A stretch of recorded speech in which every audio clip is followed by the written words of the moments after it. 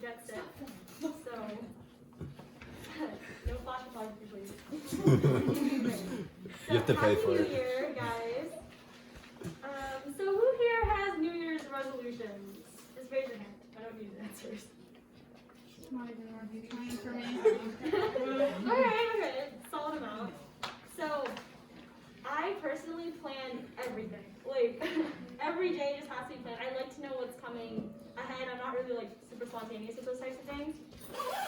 But you know, over the 16 years of my long life, I kind of realized that plans don't always go my way, and I just have to be okay with that. So if you guys can get out your phones, turn to the Bible app or whatever you have, to Jeremiah 29:11. If anybody wants to read that, that would be great. Oh, reading? Yeah. Jeremiah, what? 29:11. Whoever wants to read it. I think that's a great verse everyone should memorize. It's a really good verse. I forgot. Fun's dead.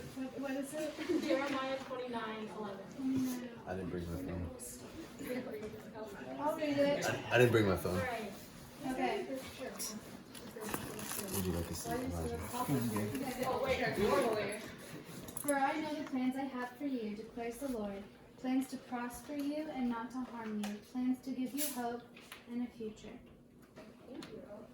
So the context of this is that this is Jeremiah's letter to the Jews.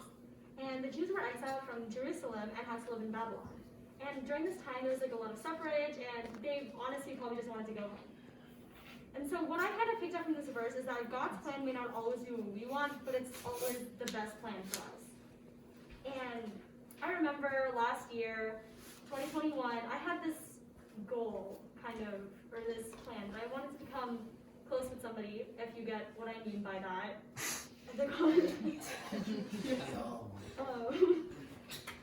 Long story short, didn't really work out, and I was really confused and upset. And so a Bible verse that I stumbled across maybe in like March or April was John 13:7. So I'll let you guys go to that verse. I'll read it, but give you some time to search it up.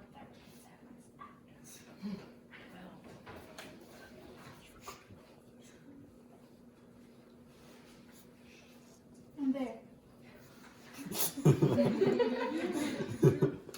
Good stuff, Lizzie.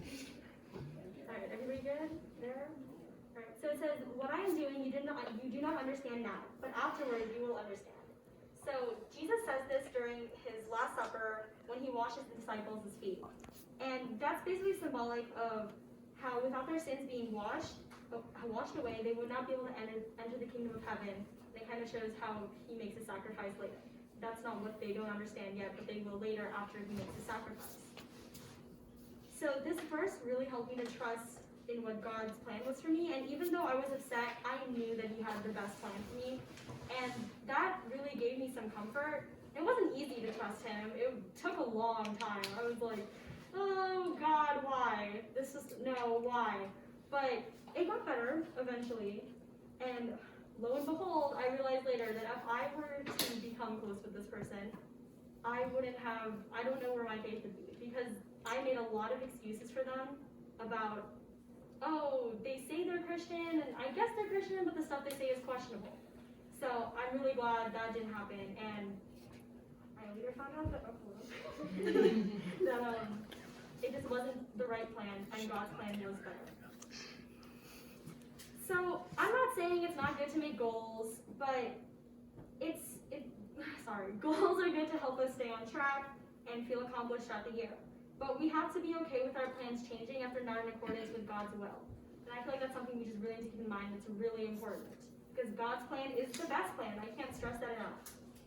And like I said, it's really not easy to trust in God's plan. It takes time and it takes learning to do that. But trusting in Him brings comfort, and it really does help us with our lives, and we become closer with God. So that was a lot shorter than I thought it was going to be. But let's close this in prayer. So